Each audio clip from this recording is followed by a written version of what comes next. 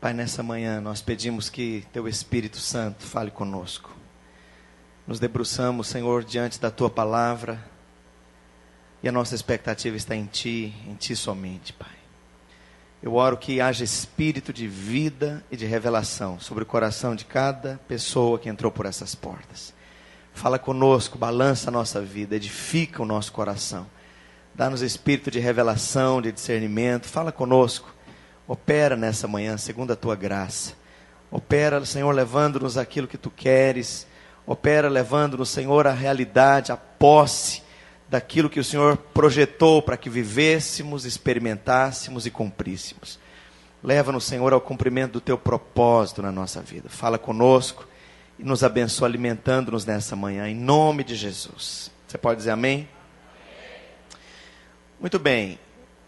Esse é o título da palavra que nós temos para compartilhar nessa manhã.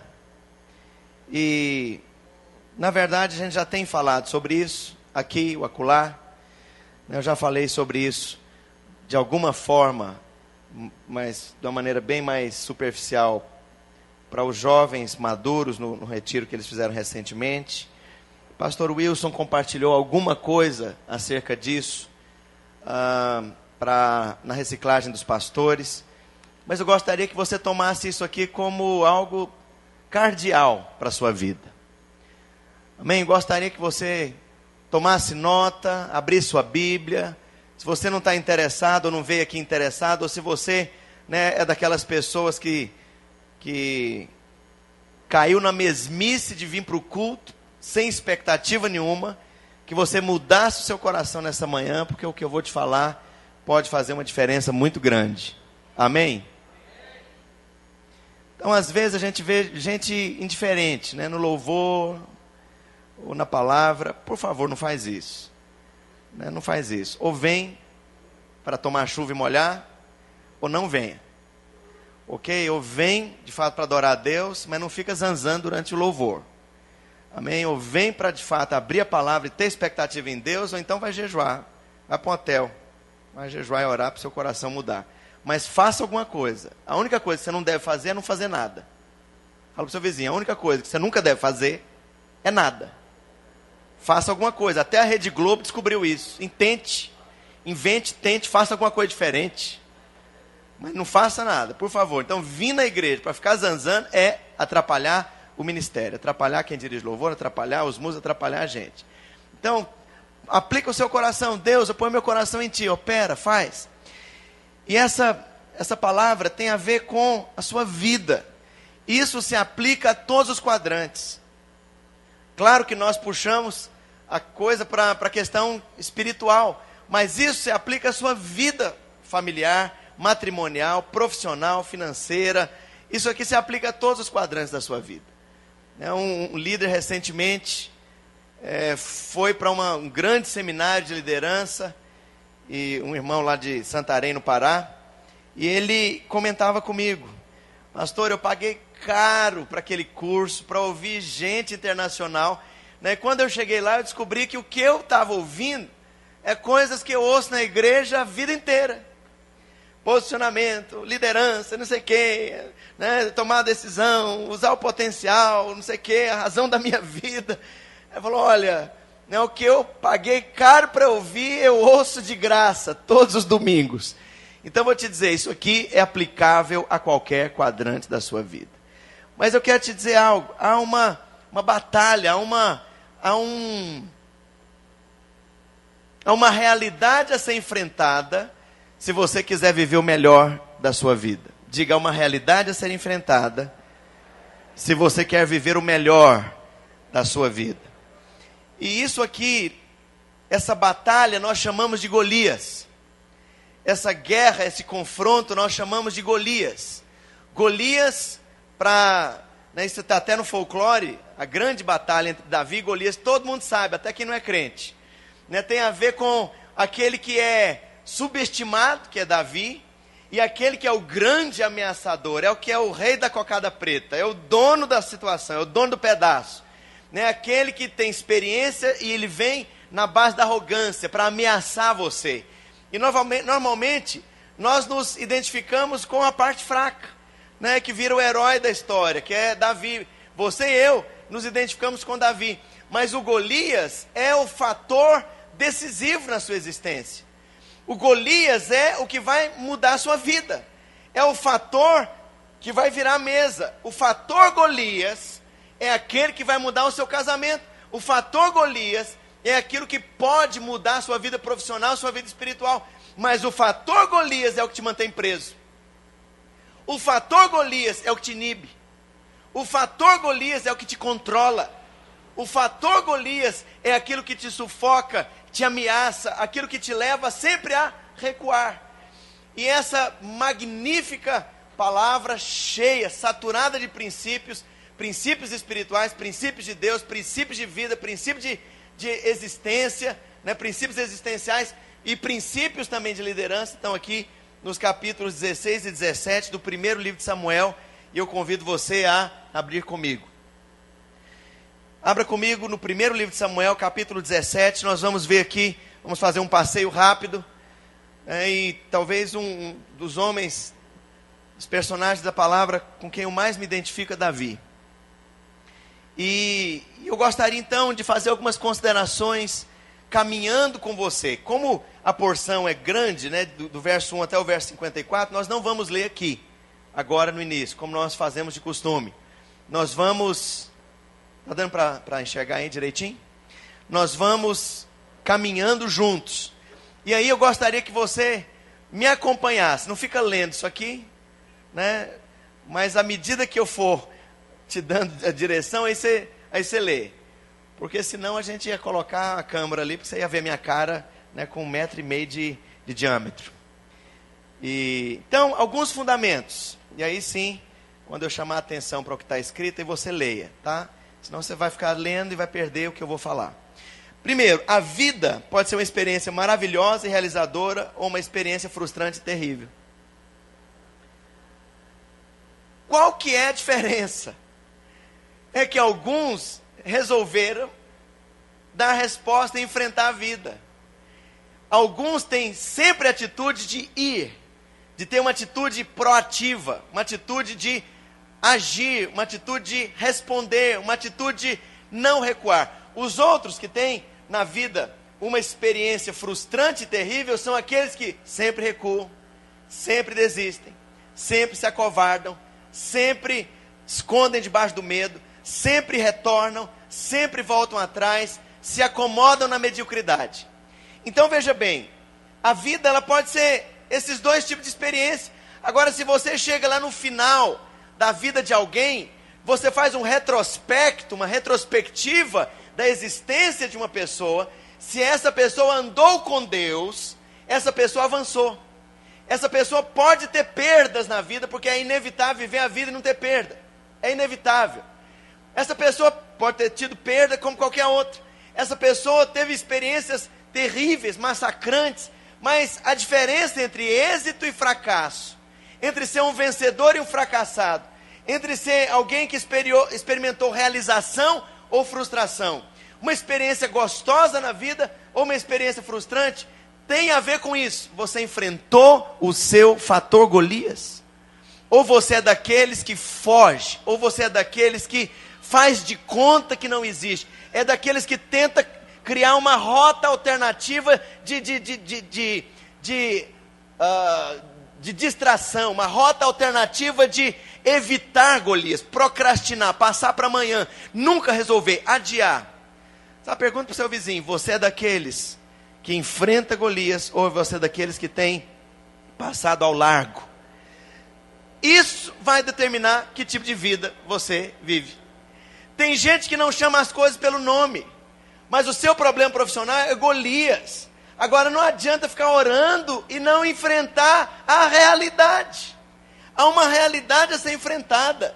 Tem gente que ou cai para a negação, não, isso não existe, na vida é assim mesmo, né, a maior parte das pessoas que eu conheço é assim. Então, sabe, ou a negação, ou então uma mistificação tola. Eu vou orar para Deus fazer o que não é da alçada dele, é sua. Há coisas que é você que tem que fazer. Amém? Você vai orar para Deus abençoar o seu trabalho, mas então trabalha. Você vai orar para Deus te inspirar no seu trabalho, então trabalha. Você vai orar para Deus te reciclar, te dar uma visão mais alta, te dar alternativas, te inspirar para começar coisas diferentes, para fazer diferente, para captar clientes diferentes. Mas então trabalha. Não adianta ficar orando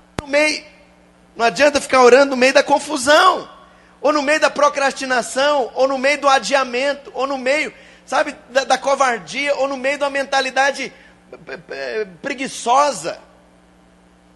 Então veja bem, a vida pode ser uma experiência maravilhosa, realizadora, ou uma experiência frustrante e terrível. Depende de você. Você vai enfrentar o seu Golias ou você vai passar ao largo? Segundo fundamento, Deus nos dá sonhos. Todo mundo que está vivo tem sonhos, senão morreu. E eu acho que não tem nenhum defunto aqui. Dá uma aspirada. Você está sentindo cheiro de carne, né, quando passa da época? Então veja bem, Deus nos dá sonhos e coloca em nossos corações seu propósito profético. Há um destino para você. Esse seu destino é o seu sonho. Esse seu coração, essas suas aspirações, esse seu desejo de viver, de experimentar, de construir, de ser, de agir. Sabe, isso é o propósito de Deus para a sua existência. Agora, diante desse seu sonho, diante desse seu destino, diante desse seu chamado, diante desse seu sonho profético, Deus coloca, ou Deus permite um fator Golias. E eu vou dizer uma coisa: o seu sonho só se cumprirá sobre o cadáver do seu Golias. Fala para o seu vizinho: o seu sonho somente se cumprirá sobre o cadáver do seu Golias. Está acontecendo alguma coisa aqui com esse microfone. Então veja bem, não é sobre outra coisa. O seu fator Golias precisa ser vencido. Agora aí que está a nossa questão. Nós vamos para a Bíblia de uma maneira parcial, e nós achamos que somos nós que escolhemos o momento de enfrentar Golias. Não é você não. Foi Deus, primeiro, que preservou Davi de ouvir as ladainhas de Golias, que caíram dentro do coração daqueles soldados e do próprio Saul, e formaram neles um paradigma. É impossível vencer esse cara. Davi não estava lá. Se ele estivesse lá, ele teria se exposto à ameaça constante. Nós vamos ver daqui a pouco. Sabe, aquilo, ele ia acabar construindo dentro dele uma visão. É impossível vencer esse cara. Então Deus o preservou. Você não tem que estar no lugar errado na hora errada. Davi não estava no lugar errado na hora errada. Ele estava no lugar certo. Sabe qual que é o lugar certo para a sua vida? Estar no lugar onde Deus te colocou. E lá você vai ser preservado dos argumentos. Lá você vai ser preservado da construção de um paradigma de que você é fraco, que você é um zero à esquerda, que você é incapaz, incompetente de vencer o seu fator Golias. Então não foi Davi que escolheu: agora é hora de eu vencer meu Golias. Então vou dar uma jejuada, eu vou lá orar, e agora Golias, eu venho contra ti em nome do Senhor dos Exércitos. Espera lá, foi Deus que alinhou o momento. Foi Deus que alinhou a circunstância. Foi Deus que alinhou o treinamento, as coisas que Davi precisava saber, experimentar e ter em si. Então não vá inventar uma batalha que não é sua, que você vai se arregaçar. Não vá para um campo de batalha que não é seu, você vai se arrebentar. Não vá a menos que Deus determine que é a hora, e Ele vai ser claro. Não vá a menos que Deus determine que você já tem dentro de si a visão, o entendimento, a identidade, a segurança, a fé, a unção, a graça, a autoridade. Não vá a menos que Deus alinhe as condições. Fala para o seu vizinho: não esteja no lugar errado na hora errada. Terceiro fundamento: todos temos um Golias a vencer, e somente sobre o seu cadáver nossos sonhos se realizarão. Sem essa vitória apenas subsistiremos numa vida que apenas vai caminhando rumo à sepultura. Como é que está a sua vida? Vai se vivendo. Como é que está? Vai se andando. Eu já falei isso, mas lá em Portugal é horrível essa réplica quando você vai cumprimentar alguém. Como é que você está? Normalmente aqui as pessoas até mentem. Estou bem, tudo bem, quando não quer falar do problema. Mas lá em Portugal, assim, a réplica, né, quando você pergunta: tá tudo bem? A resposta é: vai se andando. Quer dizer, eu sou um morto-vivo, eu sou um zumbi, estou empurrando a vida com a barriga. Sabe, eu quero perguntar: como é que você vai vivendo? Você simplesmente caminha rumo à sepultura? Aqueles que criaram um atalho ao redor de Golias são dos tais que apenas mantém o casamento que tem, mantém a vida profissional que tem, vai mantendo a coisa, vai subsistindo, vai empurrando um dia atrás do próximo, semana após semana, ano após ano, né? Não tem nada de novo na vida. Por que não tem nada de novo na vida? Porque você evitou e evita enfrentar o seu fator Golias. Dois tipos de cristãos, e nós vemos isso tudo aqui nesse contexto. Você tem Saul e você tem Davi. Saul é o carnal, Davi é alguém espiritual.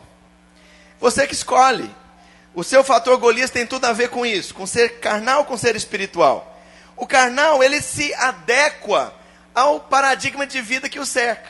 O carnal é aquele que se adapta facilmente com o que é mais conveniente, mais fácil. O espiritual não, eu quero mudar, eu quero crescer, quero conhecer a Deus, eu vou vencer isso, eu não volto atrás, ainda que derrotado em alguma circunstância, eu decido avançar.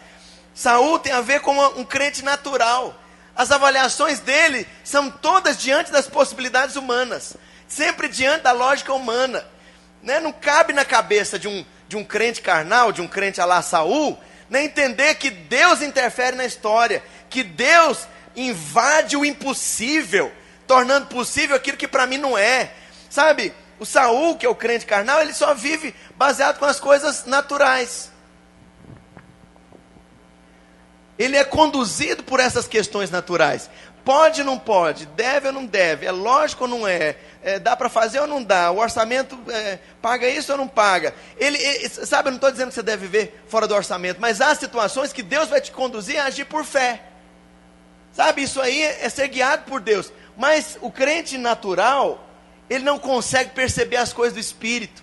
Ele não considera Deus como fator presente. Ele avalia tudo dentro de um prisma natural. Ele é natural nos relacionamentos, natural nas respostas, natural nas questões, natural no planejamento. A vida dele é todinha baseada em cabeça, em lógica, em mente.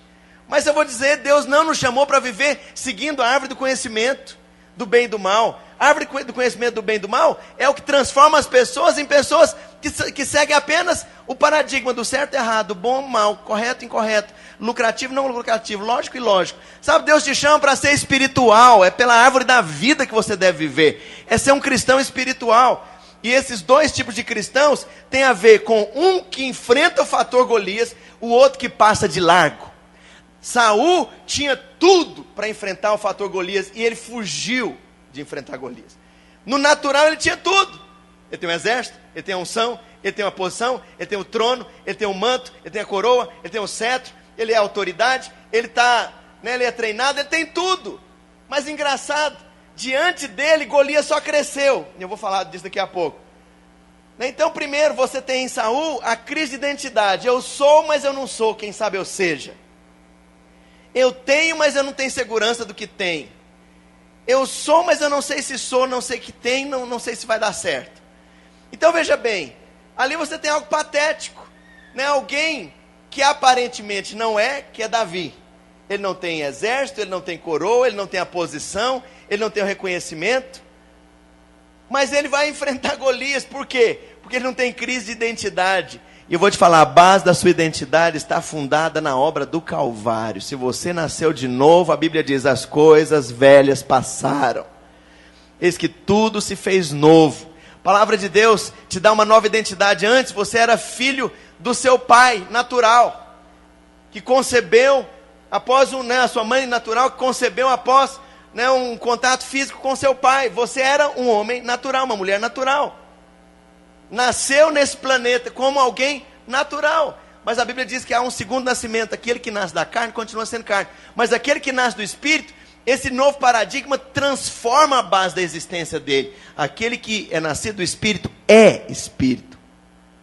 Na sua estrutura interior, você agora é filho de Deus, você tem uma natureza de Deus em você, você pende para as coisas espirituais. Deus colocou a divina semente dentro do seu coração, essa divina semente vai desenvolver-se para produzir frutos para a vida eterna. Então veja bem, isso muda a sua identidade.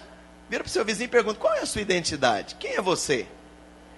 Então Saul vive numa eterna crise de identidade, e eu vou te falar, nem sempre nós somos Davi. Há fases da sua vida que você é Saul, que você dá umas recaídas a lá Saul, que você tem atitudes de Saul, que você tem, às vezes, o medo de Saul, a covardia de Saul, a incredulidade de Saul, a timidez de Saul. Dá uma olhada para o seu vizinho, vê se você dá uma olhada, vê se você enxerga aí um Davi ou um Saul. O que mais? Saul tinha um coração mundano, Davi tinha um coração para Deus. O coração de Saul era político. Vamos fazer isso aqui na igreja, porque isso aqui vai dar o resultado tal, e o povo vai aplaudir. Sabe, não é fazer a vontade de Deus, é fazer a vontade do povo. Saul era político. Saul tinha medo de não agradar as pessoas. Então ele vivia baseado em dar uma resposta que fosse agradável às pessoas, não a Deus. Quando ele venceu uma grande vitória lá, ele mandou fazer um banner, né, uma estátua, né, com um logotipo. Ele pagou lá me fala aí uns publicitários que atendem bem políticos. Ele contratou um Washington Oliveto, um Duda Mendonça, para fazer, né, uma estátua comemorativa, né, à vitória de Saul, porque ele queria impressionar as pessoas. O coração dele não estava para Deus, o coração dele era um religioso no mau sentido, religioso, aquele que só tem cara, fachada, exterior, rótulo. Né, por fora, bela viola, por dentro, pão bolorento. Essa era a experiência de Saul. E Saul tem a ver com um cristão carnal. É um coração mundano, voltado para coisas naturais. Ele quer ter poder, ele brigava pelo trono, ele brigava pela posição. Ele se enciuma quando as pessoas reconhecem que Davi foi um herói. Poxa, mas herói aqui, eu que sou o rei da cocada preta, não pode ter concorrência, Zé Carlos. Qualquer um que vier ameaçar aqui o meu bando de cavalos, eu vou dar coice, eu vou morder até matar qualquer pudrinho engraçadinho que ameaça a minha liderança inquestionável. Essa é a mentalidade de Saul, um coração mundano. O coração de Davi era para Deus. O coração de Davi era dependente de si próprio. Sabe, você é dependente só de si, ou você é dependente de Deus? Você aprendeu a ouvir de Deus e a seguir o Senhor. Então esse contraponto, Saul e Davi, tem a ver com um cristão que é carnal e que sempre procrastina e passa ao largo de Saul, né? E Davi tem a ver com aquele que vai na direção de Deus. Mas sabe, nem sempre você é Davi. Muitas vezes na nossa vida nós temos sido Saul. Agora, qual que é a decisão? Eu quero pular para o lado de Davi. Eu quero pender para Davi. Eu quero ter a atitude, o coração que Davi teve. Amém, adolescentes? Muito bem. Então veja bem, o primeiro teve uma vida entupida pela crise causada pelo gigante. Então ele estava indo até bem e tal, de repente, fator Golias, entupiu, bloqueou, paralisou a vida dele. Eu vou te falar, o fator Golias vai te paralisar, se você não decide enfrentá-lo. O fator Golias vai bloquear a sua vida. Aquele aspecto que sempre tenta te controlar, vai bloquear você. Bloquear você de crescer, de construir os seus sonhos, de conquistar o seu chamado, de ser aquele cristão frutífero que Deus chama. Agora, muito bem, o segundo, que é Davi, usou o gigante como oportunidade de crescimento e conquista do seu sonho. Que coisa interessante. Então, entre o sonho e a realização do sonho, Deus colocou um fator Golias no meio. Qual que é o seu fator Golias? E nós vamos avançando então. Qual que é o processo do inimigo? Então, olha aí, por favor, na sua Bíblia, 1 Samuel 17. Vamos lendo. Então, primeiro, vamos ler a Bíblia. Não fica lendo PowerPoint, que aí nós vamos ter problema. Ajuntaram os filisteus as suas tropas, 1 Samuel 17, 1. As suas tropas para a guerra, e congregaram em Socó, que está em Judá, e acamparam-se em Socó e Azeca, em Éfes-Damim. Porém Saul e os homens de Israel se ajuntaram e acamparam no vale de Elá, e ali orientaram a batalha contra os filisteus. Estavam estes no monte do lado da Além, e os israelitas no outro monte do lado da Quém, e entre eles o vale.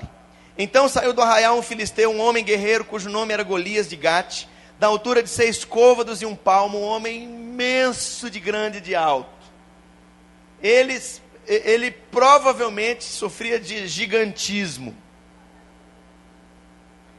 Aquelas pessoas que têm um problema na hipófise, que não para de crescer. Cresce.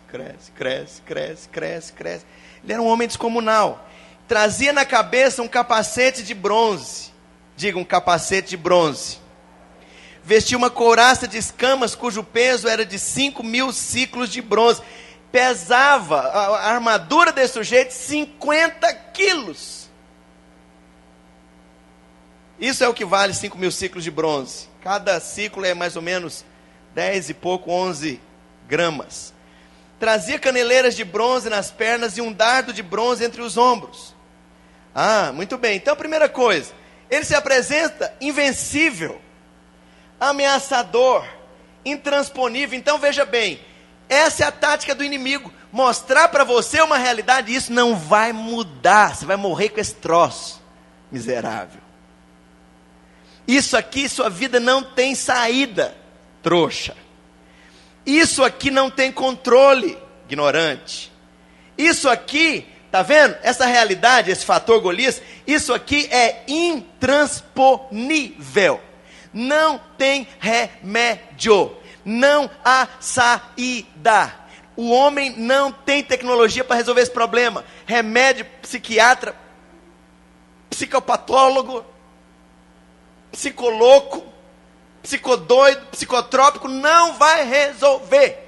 Essa depressão sua, esse problema seu, esse estilo, esse temperamento para baixo seu, essa tendência depressiva sua, esse pecado que te controla, essa timidez doente, essa autoimagem ilameada, essa autoestima lá embaixo, essa atitude medrosa diante das pessoas, esse sentimento de ser ameaçado quando você não controla a situação e não está por cima, isso não tem mudança.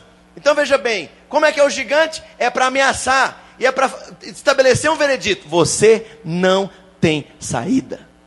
Seu casamento acabou, sua vida acabou, sua vida profissional acabou, seu futuro não existe, você é isso aí. Então se contenta com a mediocridade e se torne um lambe-botas, porque é isso que você é. Aí diante do Golias, o que a maior parte faz? E o que a maior parte fez? Recua e aceita o veredito.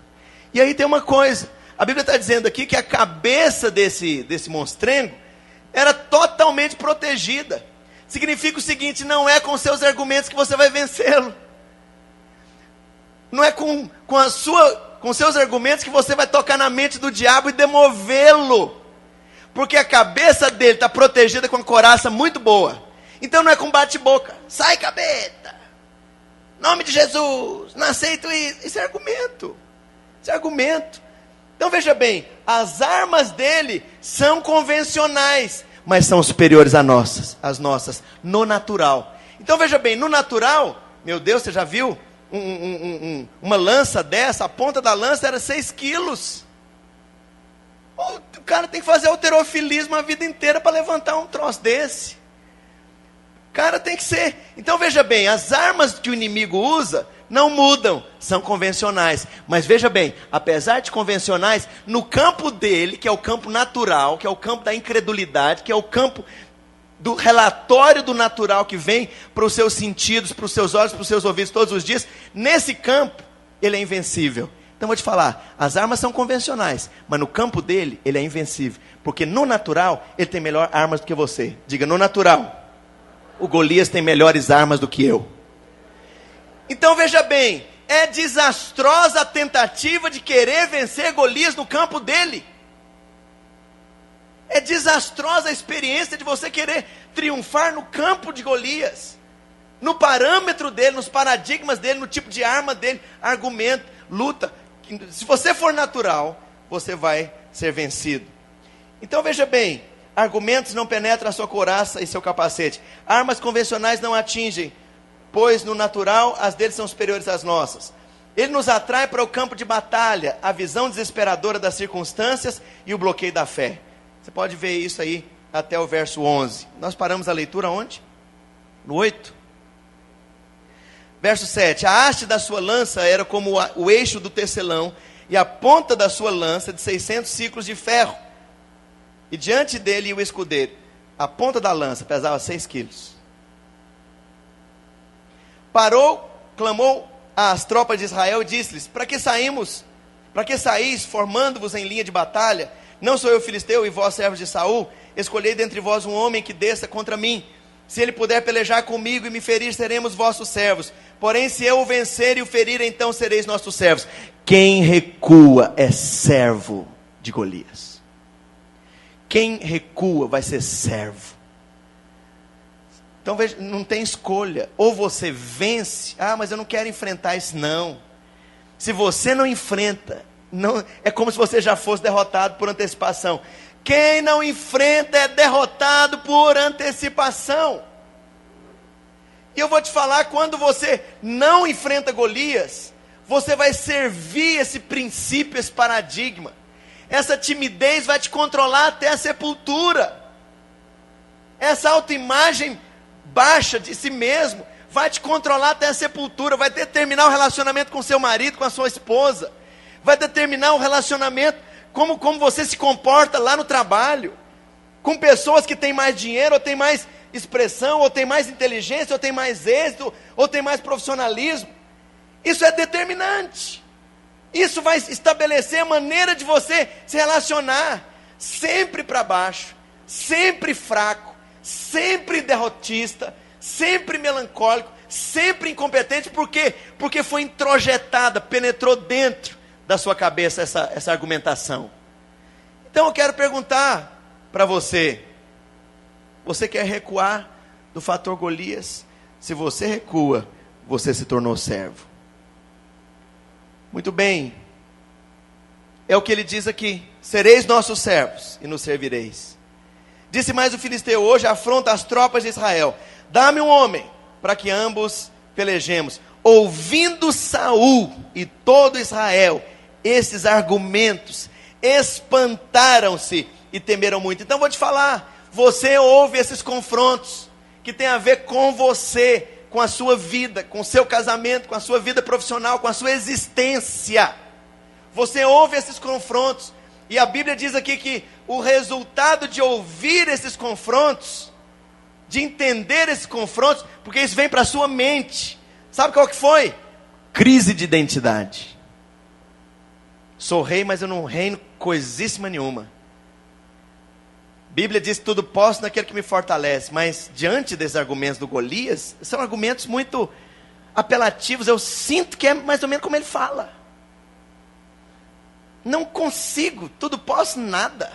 Deus fala isso porque a pimenta nos olhos dos outros é refresco. Maior é aquele que está em mim do que aquele, né, maior é aquele que está comigo do que aquele que está no mundo. Maior nada, porque Deus não viu o tamanho desse Golias. Olha aí o tamanho do monstrengo. Sabe, eu quero perguntar para você, qual choque os argumentos de que é impossível, é grande demais, é desafiador demais, é alto demais, o problema é difícil demais, é intransponível demais. Qual reação isso produz dentro de você? A crise de identidade de Saul? Sabe, quando nós temos a crise de identidade, nós recuamos e nos tornamos servos. Essa multidão de soldados aqui, milhares, já eram servos de Golias e não sabiam. Por quê? Porque o medo tomou posse deles. O temor tomou posse deles. O recuar, o acovardar, o se intimidar tomou posse deles. Pergunta para o seu vizinho, qual a reação da ameaça de Golias que você tem? Qual reação você apresenta? Crise de identidade? Bíblia diz que eu sou filho de Deus, mas será que eu sou mesmo? Que as coisas antigas passaram, mas será que passou mesmo? Olha aí, o negócio está tudo aí, travei de novo, todo dia, every day. Oh, every day, não é happy day, não é every day. Oh, every day. Sabe, está tudo aí, não muda. Sabe, e aí a palavra de Deus continua. Ele ataca a sua identidade, levando você a se ver como um gafanhoto. Diante da monstruosidade, do poder de fogo, do braço forte, da armadura, do treinamento, da experiência, da ameaça, né, das imprecações, aquele vômito intimidador do gigante, eu me sinto o quê? Eu sou pobre, desamparado, mas o Senhor... Já está errado, você já está cantando como quem está derrotado. ataca a sua identidade, levando você a se ver como gafanhoto. Gafanhoto, ô fracote, fracote, ô fracote, fracote, gafanhoto, seu fraco. Você está sozinho, não tem ninguém por você. Ninguém, ninguém, ninguém. Que mais? Abandonado, sozinho jogado para as traças, carente, despotregido. Aí isso vai produzindo uma sensação emocional. É mesmo? Sabe o que eu vou fazer da vida? É terrível. Ele vai atacar a sua identidade. E aí, engraçado, quando Davi se apresenta diante de Golias, qual a atitude de Golias? Ele ri. Sabe, ele vai rir de você. Porque isso também faz parte da estratégia para levar você a sentir que nada que você faz vai ser adequado. Ele vai rir de você. Apesar de ele saber que tudo que a palavra de Deus diz é verdadeiro acerca de você, da sua identidade, do seu potencial, mas isso é estratégia, eu vou rir. Porque em outras palavras, eu estou te diminuindo quando eu rio, quando eu zombo, quando eu desconsidero, quando eu declaro que o que você tem é incompetente para lidar comigo.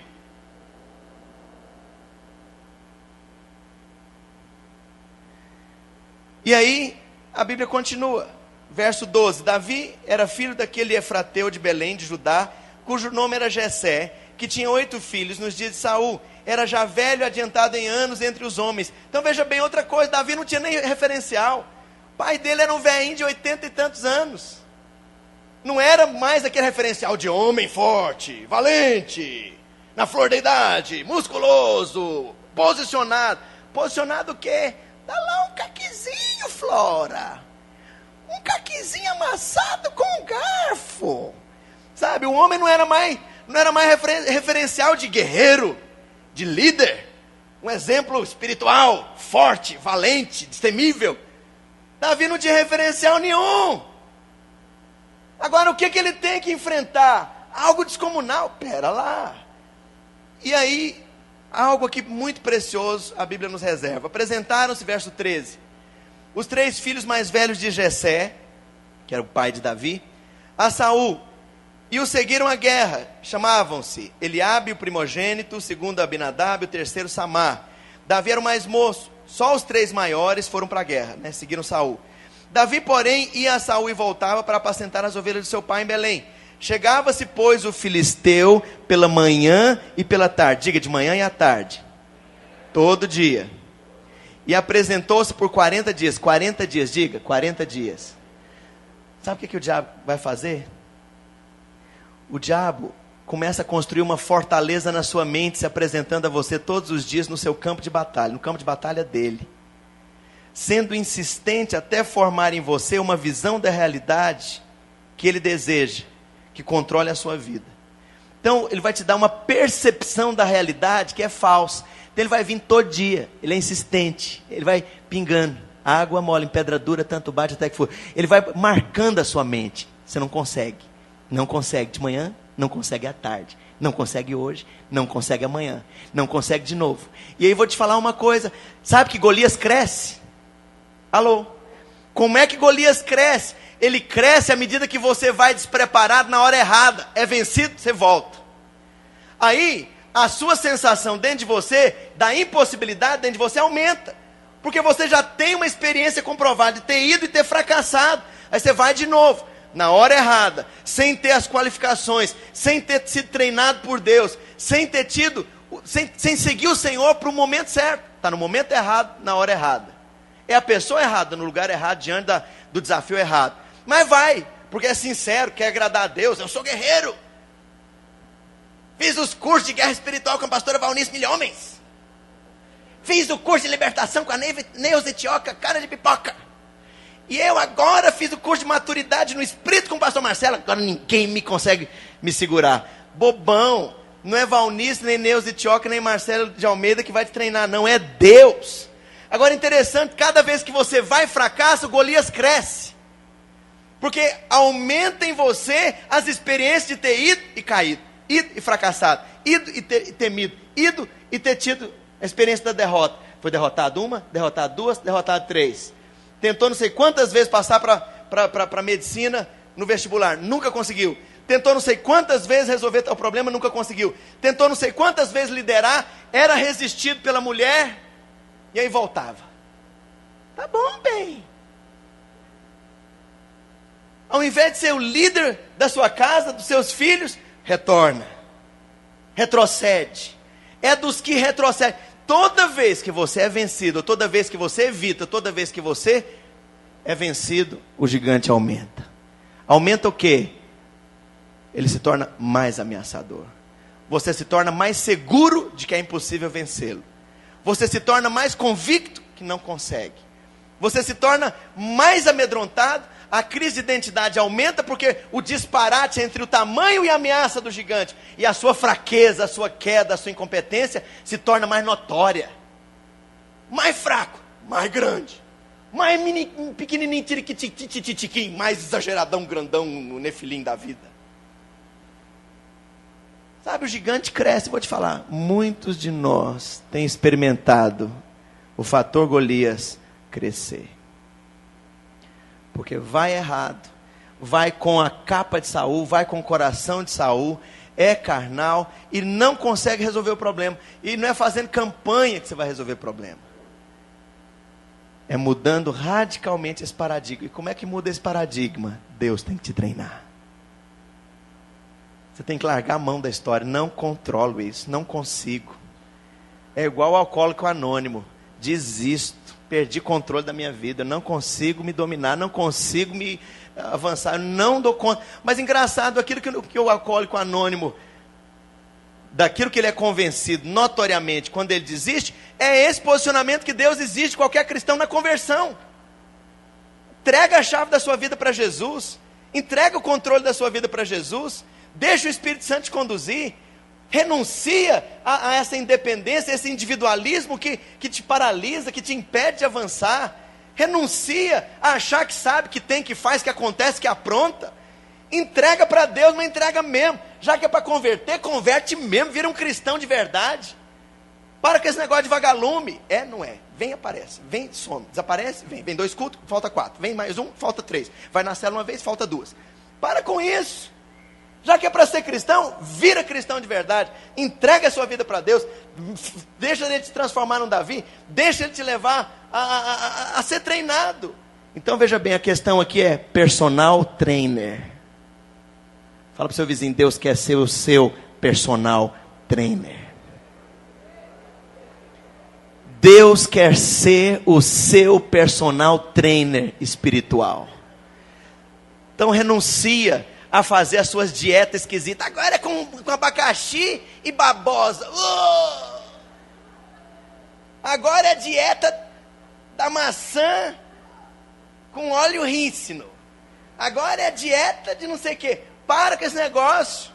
Só experimentou o efeito sanfona. Para com a sua visão maluca, né? Uns doidos lá de Goiás, tinha que ser. Começaram a tomar hormônio de cavalo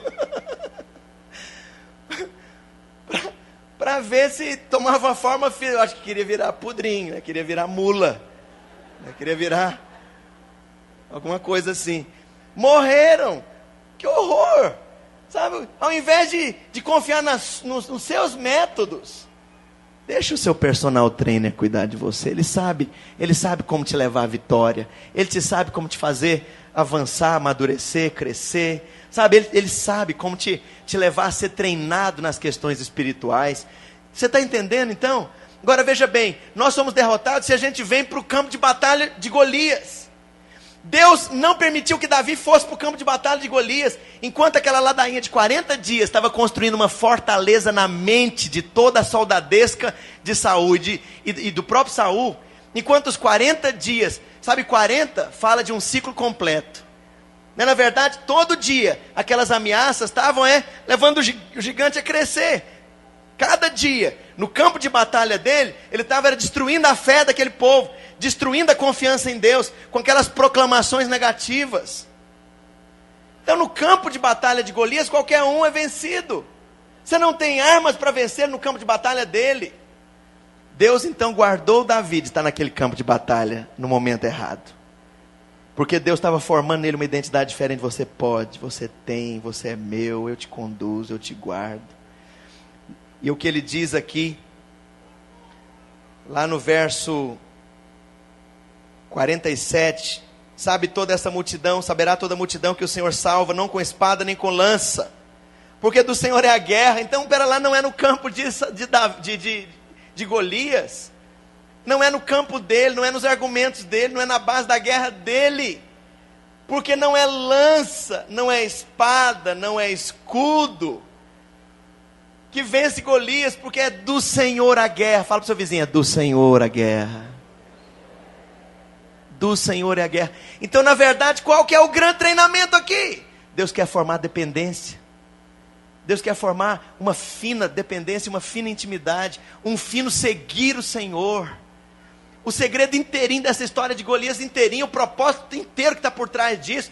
Golias é só o, como é que eu vou falar? É só o artifício de distração. Porque o que está por trás, Deus quer formar uma fina, genuína, íntima dependência da presença dEle, do Espírito dEle, da graça dEle, da força dEle, da unção dEle.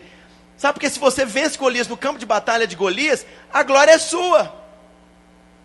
Ao invés de chegar lá, com a espada, você chega com raio laser.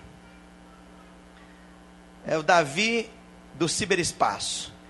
Chega com raio laser, chega ali com a bazuca, chega ali com os controles remotos, que você vai mandar uma bala que entra e penetra o escudo de Golias, depois explode lá dentro. Peraí, mas a glória foi de quem? Sua. A arma é sua. No campo de batalha de Golias, a glória é sua. Deus não tem nada a ver com isso. Você que é glorioso. Agora, se Deus leva você a vencê-lo com aquilo que você tem, que é nada. 5 pedras redondinhas de rio, guardadas numa capanguinha de pastor, giradas numa funda, que era o estilingue da época. Sabe, e se Deus te leva a vencer aquela ameaça descomunal, com pedrinhas de rio, isso é glória, isso não é poder. Sabe, amados, o diabo constrói uma fortaleza, ok, o diabo vem para nos vencer pela insistência e pelo cansaço. Como Golias cresce e se torna tão ameaçador? Nós já respondemos. É o Senhor quem alinha o seu treinamento, completando, como é que é isso? É o Senhor quem alinha o seu treinamento.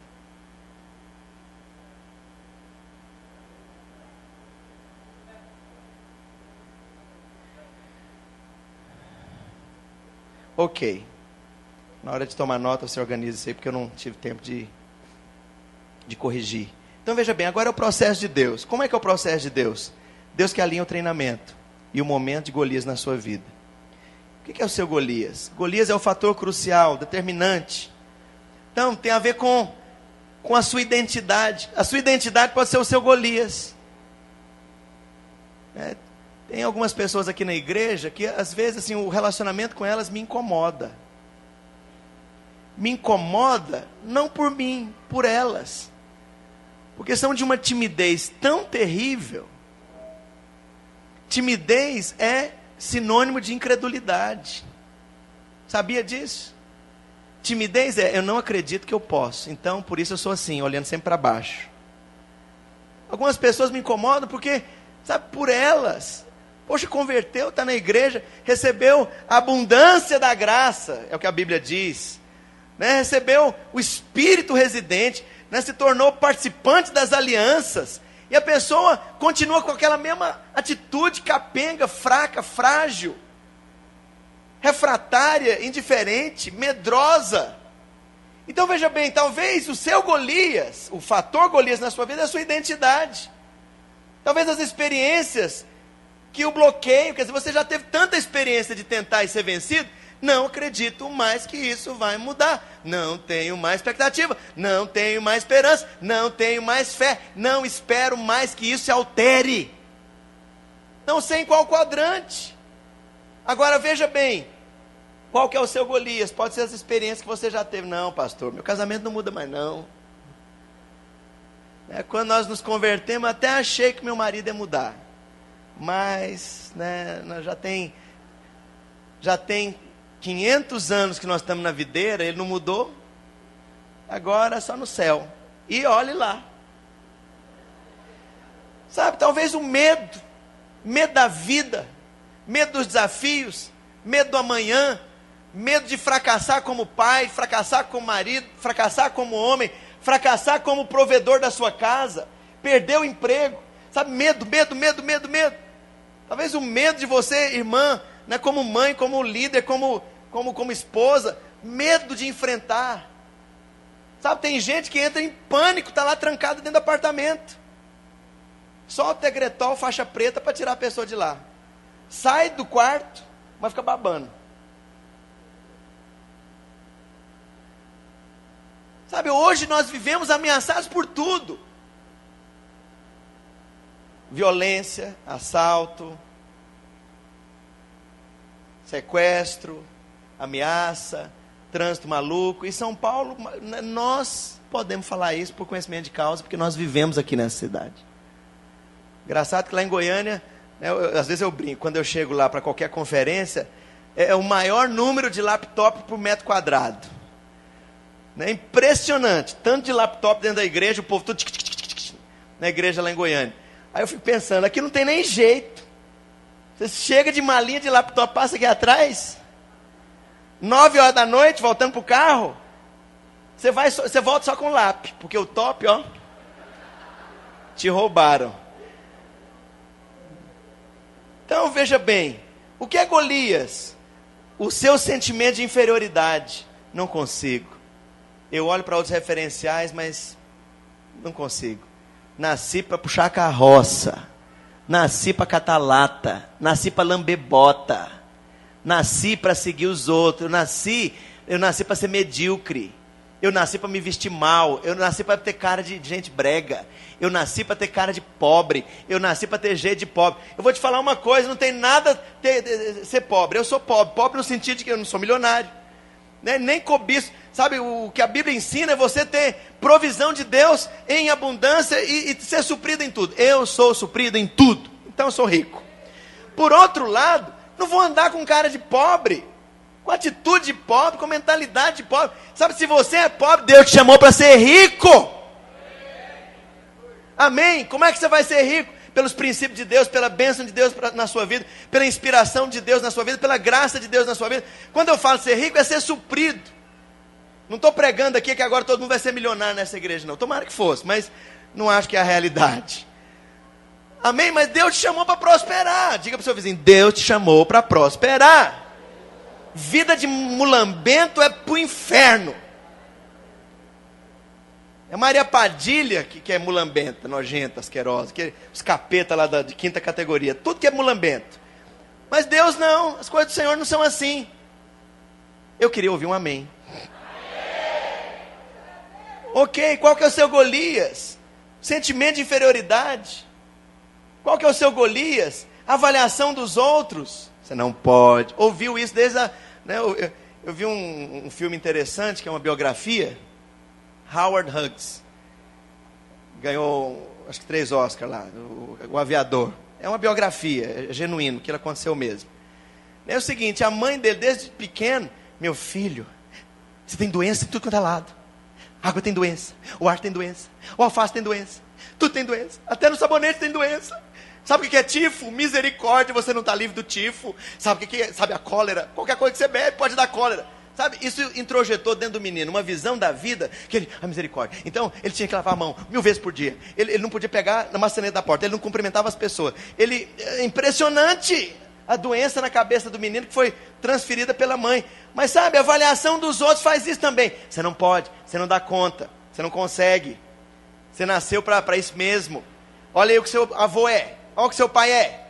E é isso que você vai ser. E já está sendo, olha aí. Família detonada, bisavós detonados, avós detonados, pais detonados. Adivinha o que você vai ser? Bum! Detonado. Casamento detonado da bisavó. Casamento detonado da avó. Casamento do seu pai detonado. E agora, seu casamento, bum! Detonado. Sabe? Fracassado. Bisavô suicidou. O tio-avô suicidou. A irmã da sua mãe suicidou. E agora você não para de pensar em suicídio. Adivinha quem é que vai pular lá do edifício Joelma reformado? Sabe? Uma mentalidade controladora, baseada em avaliações que foram introjetadas por outros na sua vida. Esse é um paradigma. Você é um fracasso. Competente, tudo é o que você mais ouve. Voz do inferno no seu ouvido. Profeta lá da Chifrolândia, do escritório central do Infernolândia. Veio, eu já contei isso aqui, tinha uma célula na Zona Leste. Rapaz, alcoólatra, não era crente, alcoólatra com a vida destruída. E vivia dentro de casa, em depressão. Eu sei que ele foi evangelizado, se converteu, veio para Jesus, foi para a célula, fez um impacto, mudou de vida, saiu da depressão, arrumou um emprego e começou a trabalhar e ganhar dinheiro. E aí ele chegou em casa um dia, feliz da vida, e falou: mãe, olha aqui o que eu comprei, um celular. Aí a mãe falou: o que é isso, hein, meu filho? Nessa idade, a única coisa que você construiu na sua existência inteira foi ter comprado um celular. Sabe, com todo respeito, que eu acho que essa mãe não queria fazer mal para o filho. Com todo respeito. Talvez não fosse a intenção consciente dessa, mas com a mãe dessa não precisa de demônio, não. Porque aquele celular significava duas coisas. Ela podia ter falado: filho, esse celular é só o indicativo da virada na sua vida. Esse celular é o começo da mudança, meu filho. Esse celular indica aqui que a sua vida mudou e mudou para sempre, meu filho. Esse celular é de Deus, é profético, porque mais coisas virão. Pensou? A única coisa que você fez na sua existência inteira foi ter comprado um celular. Menino desviou da fé, entrou em depressão, saiu da célula, voltou para a cachaça. Controle. Fator Golias, introjetado pelo argumento de pessoas que te cercam. Uma vez um chefe meu me xingou de incompetente. Trabalhávamos juntos na house, na área de redação publicitária. Não aceitei aquilo para mim. Bateu e caiu para fora. Sabe o que aconteceu? No prêmio de propaganda, eu ganhei ouro e ele ganhou bronze. Adivinha quem era incompetente? Sabe, então vou te falar uma coisa. Deus te chamou para ganhar ouro. Fala para o seu vizinho: Deus te chamou para ganhar ouro. Então, o que mais? O que é o seu fator Golias? O pecado pode ser o fator Golias. Tenta, cai no pecado. Tenta, cai no pecado. Tenta, cai no pecado. Sabe, outros fatores de limitação. Você pode ter tudo no natural e assim empacar. Foi o caso de Saul. Saul tinha tudo. Saul tinha tudo. Era rei, sangue de rei, era nobre, vestido. Ele não tinha problema de sentir inferior. Mas mesmo tendo tudo no natural, isso não garante que você vai ser da fé. Está me ouvindo? Isso é uma escolha. Você não precisa ter tudo ao seu redor favorável a você para você ter uma atitude boa. Saul tinha tudo e fracassou.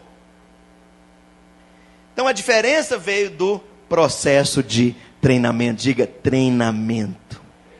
Pega na mão do seu vizinho e fala: o seu personal trainer está ansioso em começar a te treinar para a Olimpíada. Agora diga: é um processo. Processo. As irmãs, processo.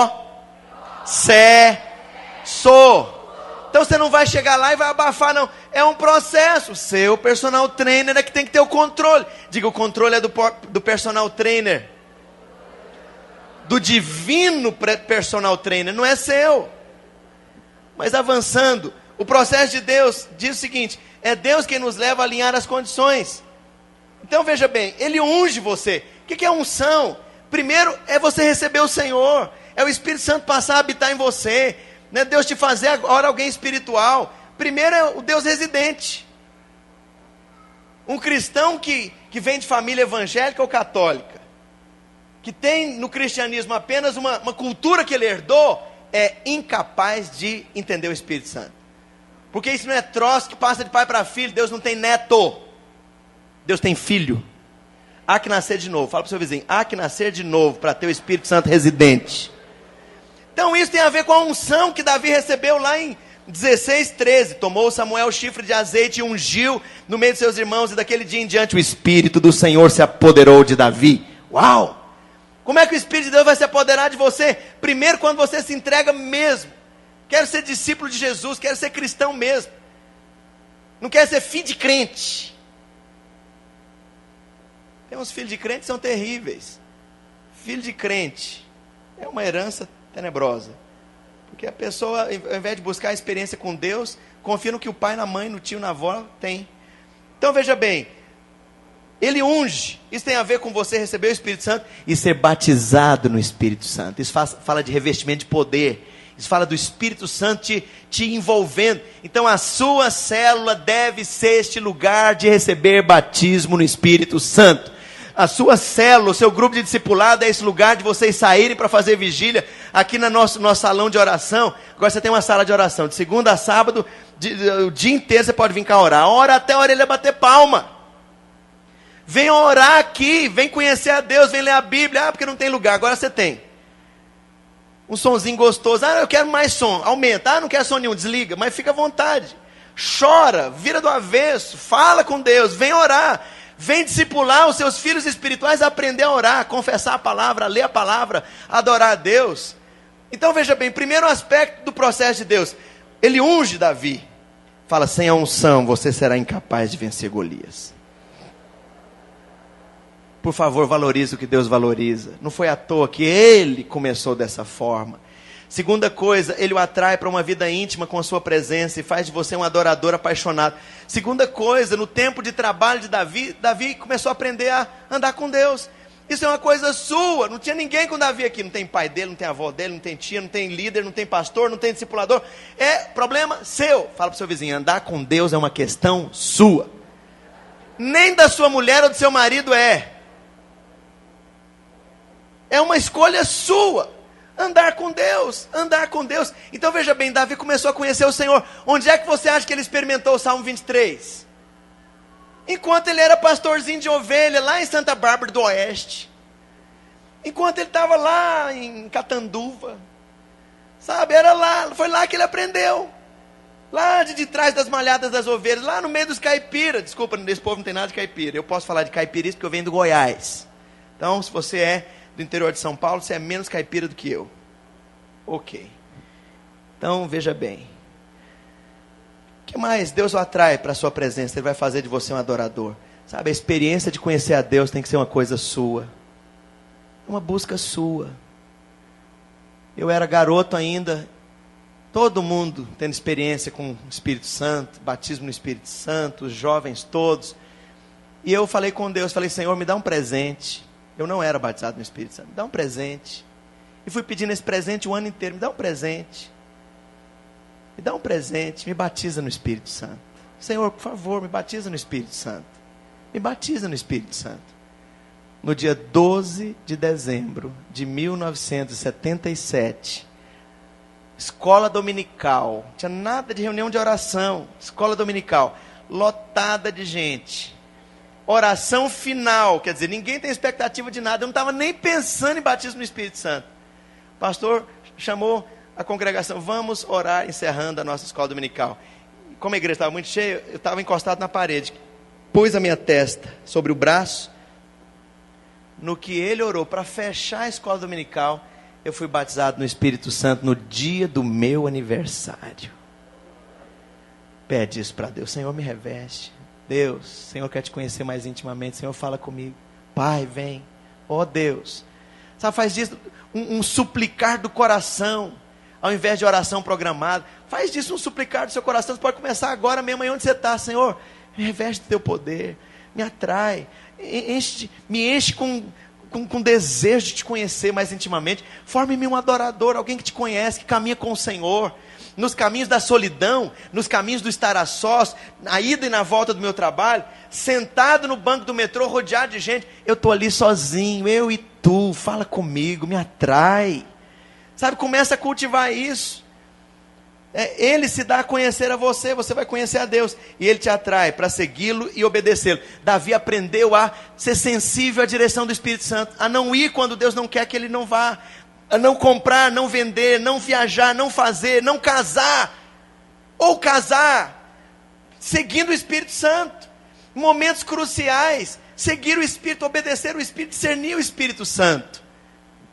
E a palavra do Senhor no processo de Deus continua. As 3 fases, tem a ver com Davi ser rei, tem a ver com Davi se tornar sacerdote, se tornar rei e se tornar profeta. Pera lá, ouve.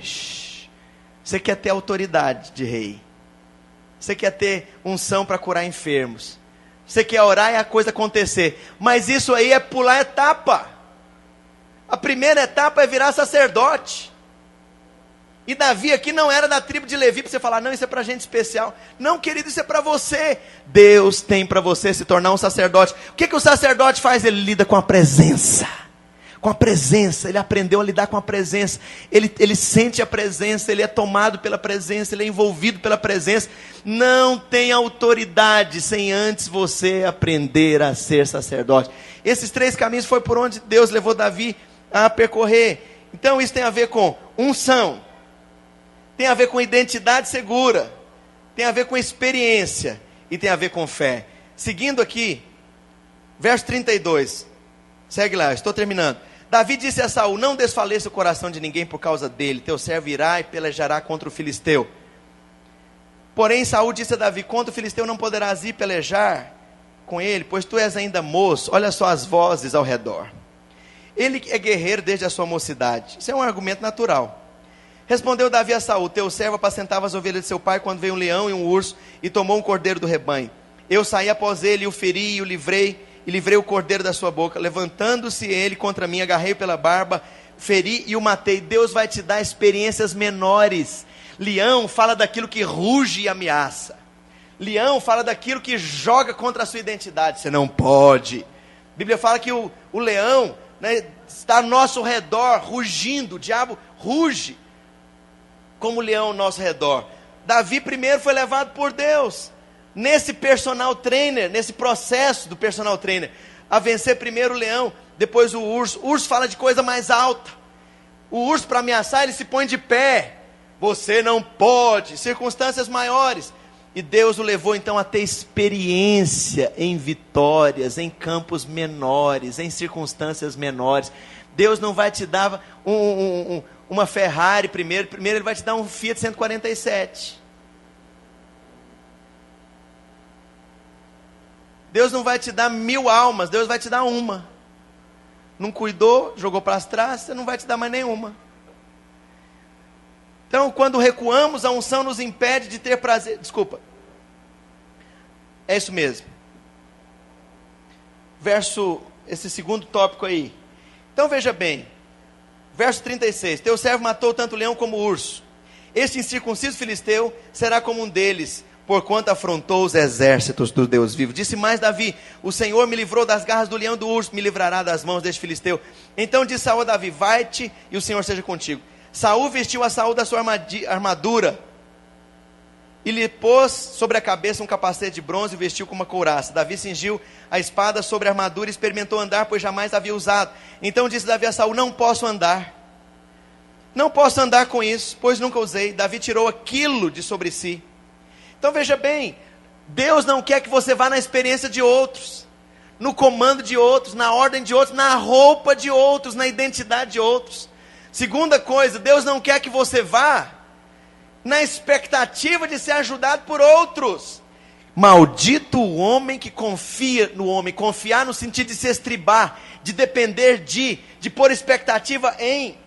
Tem gente que paralisa a caminhada cristã porque esperava muita coisa de líder, esperava muita coisa de discipulador, esperava tanta coisa que alguém fizesse, que alguém falasse, que alguém desse, que alguém fosse para você um tipo de pai na fé. E não tem. Davi teve que enfrentar o seu Golias sozinho.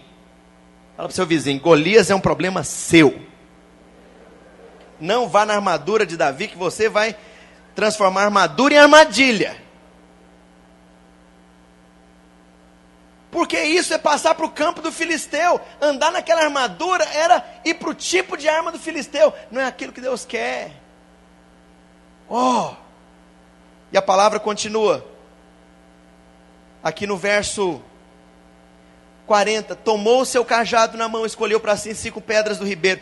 Isso é o que você já sabe fazer. O que Deus já tem te falado? O que Deus já tem te dado? É com essas arminhas aí, que pode parecer inúteis diante do filisteu, que Deus quer usar para levar você a caminhar na experiência da glória, da presença e da vitória dele. Então veja bem, quando recuamos, a unção nos impede de ter prazer e realização no que tínhamos na posição anterior. Se você retrocede para a mesma vida que você tinha antes, aquilo não te satisfaz mais. Porque você já experimentou o que pode haver depois da batalha. Está me ouvindo? Deus já te anunciou o reino, a autoridade, a unção profética, a unção que governa o reino do Espírito. Você já enxergou o outro lado. Se você volta para trás, você vai se sentir horrível.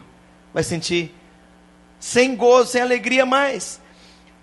A proclamação de Davi era a expressão da realidade que experimentava. Então, verso 45 a 47, Davi disse ao filisteu: tu vens contra mim com espada e com lança, eu vou contra ti em o nome do Senhor dos Exércitos, Deus de Israel, a quem tens afrontado. Hoje mesmo o Senhor te entregará nas minhas mãos. Isso é uma palavra profética. É uma palavra que proclama a palavra da vitória, que proclama, que libera a fé.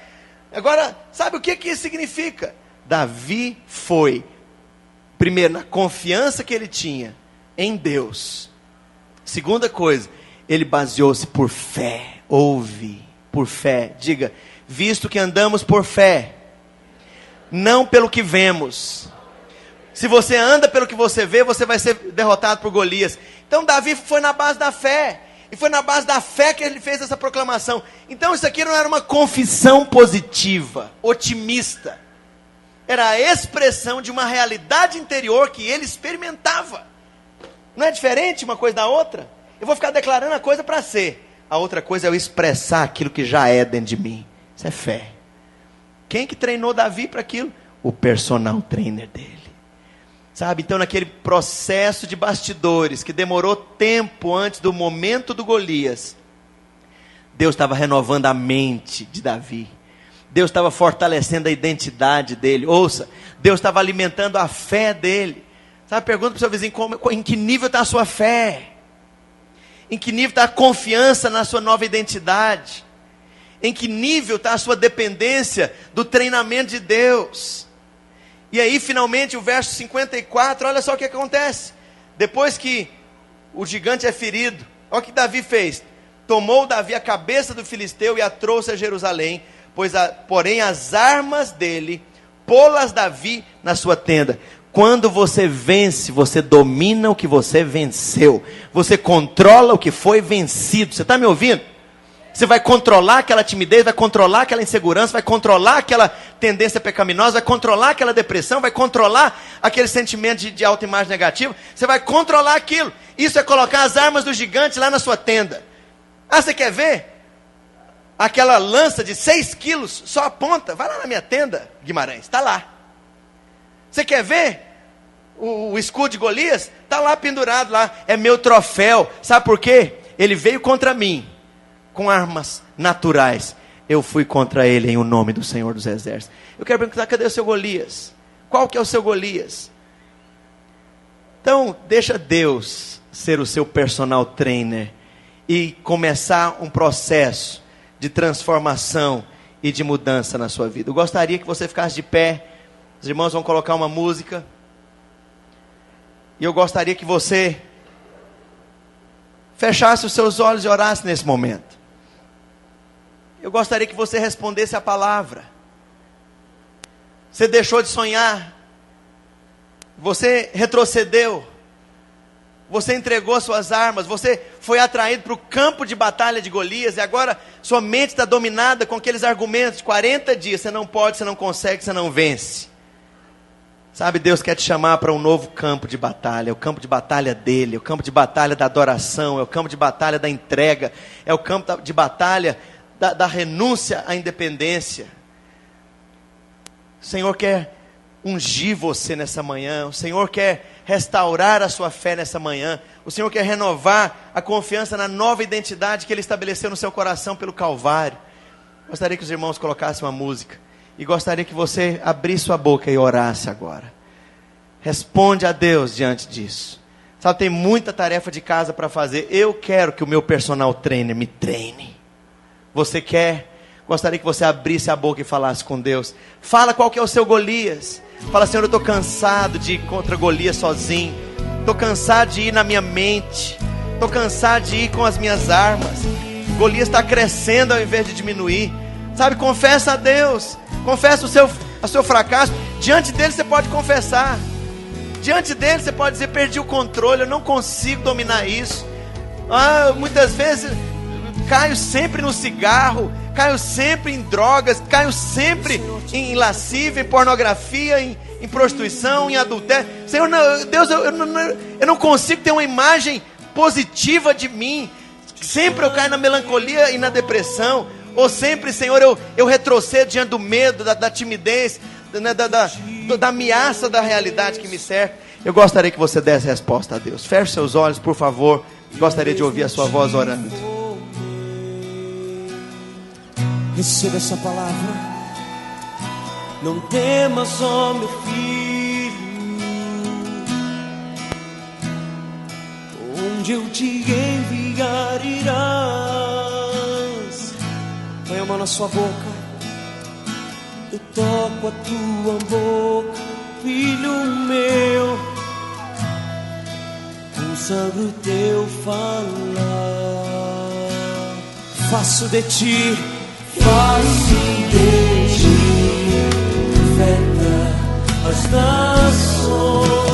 Faço de ti profeta as nações. E o Senhor te diz: sou contigo, em meu nome falará.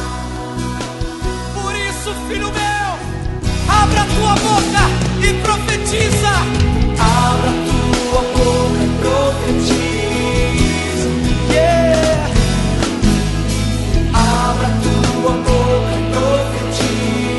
Pode deixar essa música.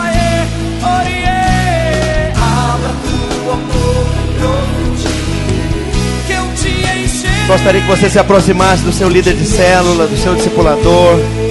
Gostaria que a gente orasse uns para os outros, uns com os outros, nos encorajando, nos desafiando, nos abençoando mutuamente. Sábado que vem nós continuamos o jejum por libertação. Vamos fazer o jejum de Elias a partir das 9 da manhã. Sábado que vem eu estou aqui. Aqueles que querem vir orar por alguma necessidade podem vir. Vamos formar grupos. Gostaria que